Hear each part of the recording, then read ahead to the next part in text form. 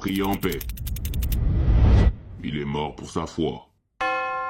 Messieurs, dames, asseyez-vous. Aujourd'hui, je ne vais pas vous raconter une croisade ni une révolution.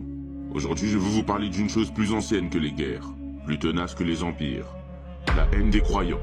Et comme souvent, elle ne s'est pas attaquée aux puissants. Non, elle a frappé les plus simples. Nous sommes en 1099, à Jérusalem. La ville est assiégée depuis des semaines. Les rues sont silencieuses, la poussière colle aux pierres brûlantes. Et dans l'enceinte sacrée de la mosquée Al-Aqsa, quelques fidèles se sont réfugiés. Ils ne sont pas des soldats, ils n'ont ni épée ni cuirasse. Juste des vêtements froissés et des prières murmures entre des murs trop grands pour eux.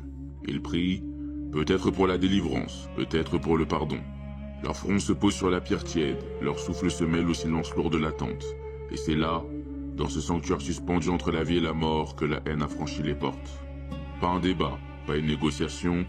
Des bottes claquent sur les dalles, des épées jaillissent, le fer crie contre la pierre. Ils n'ont pas demandé des noms, ils n'ont pas tendu l'oreille aux prières. Ils ont frappé.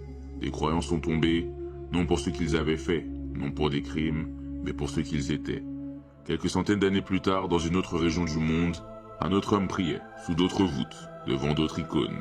Son nom était Thomas Becket, archevêque de Canterbury, un chrétien, un homme de foi, en conflit avec son roi pour défendre l'indépendance de l'Église.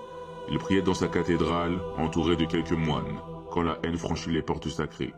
4 chevaliers, des épées nues, et la colère d'un roi dans leur dos. Ils ne virent pas un prêtre, ils ne virent pas un homme, ils ne virent qu'un symbole à abattre. La cathédrale devint un tombeau. Musulmans, chrétiens, 2 fois la même histoire, 2 prières brisées, 2 lieux sacrés souillés. Et entre les deux, des siècles entiers de sang, versés au nom de peurs qu'aucune foi n'a jamais béni. Alors, combien de religions devront être salies pour qu'on comprenne? Combien de fidèles devront tomber au pied de leurs autels, de leurs tapis, de leurs croix, avant qu'on réalise que l'ennemi n'est pas la prière, mais la haine qu'on laisse germer contre ceux qui prient? Moi, je ne juge pas.